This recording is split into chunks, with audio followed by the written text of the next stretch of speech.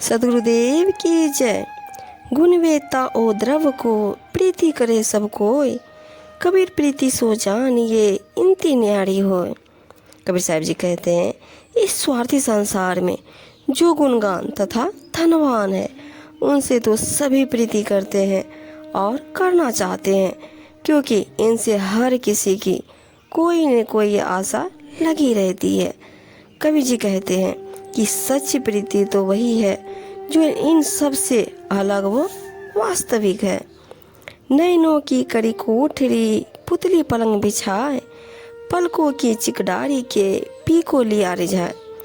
अपने सतगुरु परमात्मा के मान सम्मान के लिए अपने नेत्रों को कोठरी बना लिया और उसमें पुतली को पलंग समान बिछा दिया। ऊपर से पलकों की चिक डालकर प्रेम से अपने स्वामी को प्रसन्न कर लिया। अर्थात स्वामी की स्मृति में भक्त को नए नेत्र बंद कर उन्हें रिझाकर अपने प्रेम भक्ति प्रकट करनी चाहिए। प्रीति बहु संसार में नाना विधि की सोय, उत्तम प्रीति सो जानिए सद्गुरु से जो हो। इस संसार में प्रीति बहुत है और अनेक प्रकार की होती है, परंतु वह प्रीति स्वार्थ मोह की है जो अस्थाई नहीं होती। सर्वोत्तम प्रीति वही है जो सद्गुरु से हो।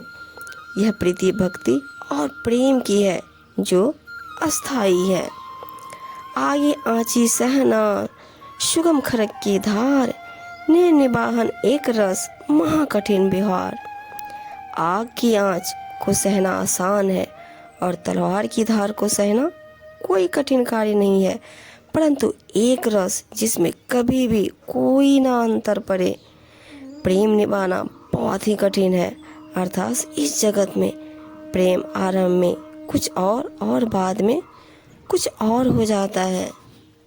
कबीर, यह तन जात है, सके तो ठोर लगाए, के सेवा कर साधु की, कह गुरु के गुण गाओ।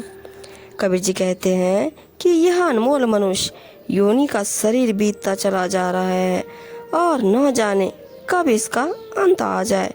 अतः इसके रहते हुए अपने जीवन कल्याण का कुछ न कुछ साधन अवश्य कर लेना चाहिए।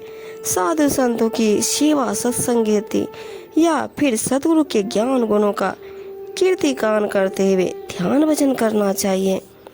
कबीर, खेत किसान का मृगन खाया झाड़ी, खेत बेचारा क्या करे, धनी करे नहीं वारी।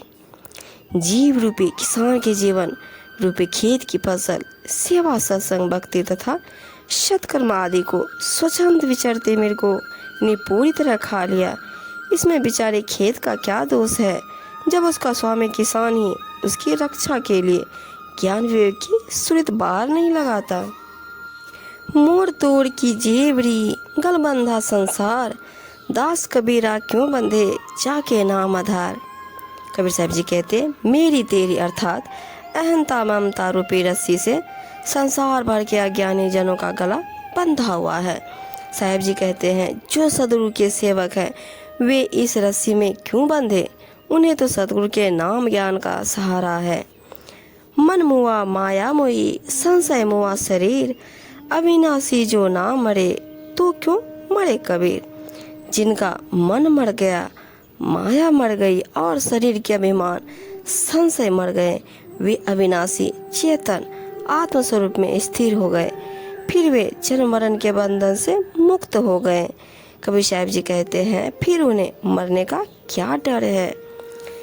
कबीर, गर्व न कीजिए इस यौवन की आस, टेसु फूला दिवस 10, खंखर भया पलास।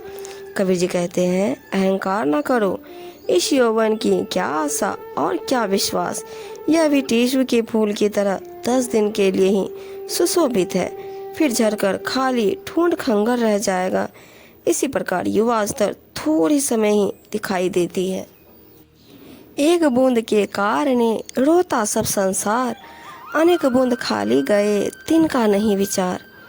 वीर्य शक्ति की एक बूंद से ही संतान शरीर की रचना होती है और उसके मर जाने पर संसार के अज्ञानी लोग रोते हैं, परंतु जब अनेक बूंद यूं ही व्यर्थ चली जाती है उसका विचार नहीं करते। इसी प्रकार संतान के मुंह में पड़कर व्यर्थ विलाप नहीं करना चाहिए।